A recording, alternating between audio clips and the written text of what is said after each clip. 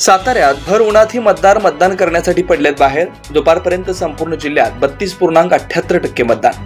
साताऱ्यात लोकसभेच्या तिसऱ्या टप्प्यातील मतदानाला मोठ्या उत्साहामध्ये सुरुवात झाली।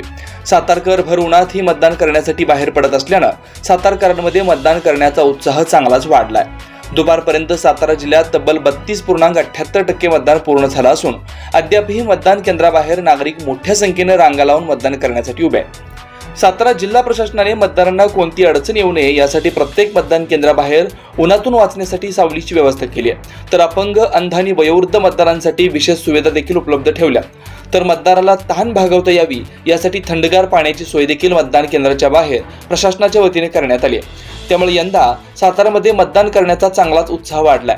जिल्हा प्रशासनाने घेतलेल्या अथक परिश्रमामुळेच साताऱ्यात मतदानाचा उत्साह आता वाढत चाललाय। दुपारपर्यंत झालेल्या 32.78% मतदानाच्या अंदाजावर साताऱ्यात संध्याकाळपर्यंत 65 ते 70% मतदान होईल असा विश्वास देखील प्रशासनाच्या अधिकाऱ्यांकडून व्यक्त होतोय।